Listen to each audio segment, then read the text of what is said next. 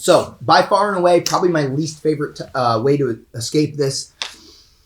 I think that most of the time when people stand up to try to escape back control, it's a pretty risky thing. You could slam somebody, I suppose, but it's very energy inefficient way about going about doing things. I have to carry my body weight and his while walking around, while worrying about getting strangled. I can't incorporate the use of my feet anymore to defeat anything that he's doing. So anything that I do with using my knees and feet to kind of peel hooks and all these sorts of things are kind of out of the question. But if you find yourself standing and you see an opportunity for this, why not? Let's give it a shot. Okay, I've seen this work on a number of occasions. I think I might have even hit it myself in competition before. I can't 100% remember, but I've definitely done it in the training room, mostly because it looks cool and you feel good when you do it. But like I said, energy inefficient to say the least. Okay, so I'm going to get into a situation where I'm in a figure 4 body lock and I can start propping myself up. Okay, I'll start by propping myself up on an elbow, start scissoring my legs back, and I'm going to start working to my knees. All the while, I have to make sure that I'm properly defending myself, of course, and I work myself into a standing position. Okay, now the idea, put the other side seatbelt on. Okay, I can keep the figure 4. Okay, now the idea being, in probably the best case scenario, I would have my training partner in this seatbelt, and I would reach across with this knee. Go ahead and switch seatbelts. Okay, it wouldn't be the worst thing in the world to do it from this side. I just feel like I have a little less of an ability to pull on this knee. You could technically still do it, okay?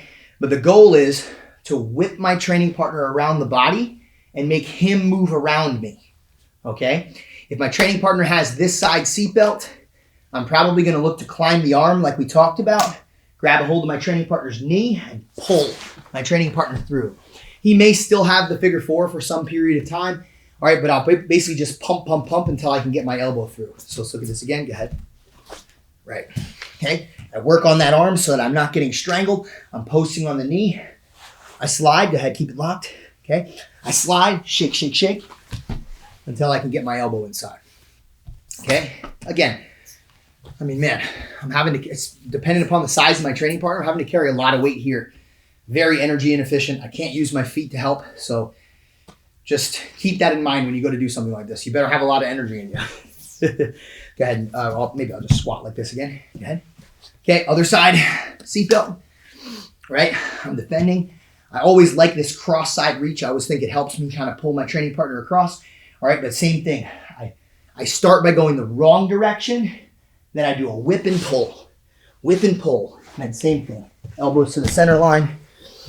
And I face my training partner. Okay, especially with sweat, if both guys are shirtless, okay, and if they're wearing shorts instead of like the leggings or whatever, definitely a very effective tool to slide your training partner into a position where you no longer have your back exposed. There's not always an ability to do that. You won't always be able to stand up when people lock a figure 4.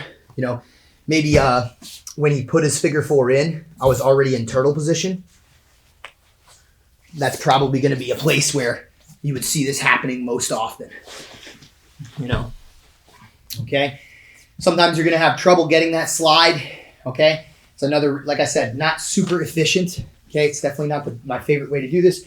If you start running out of energy, my recommendation is bring things back to the floor. Use any of the other more efficient escapes that we discussed earlier.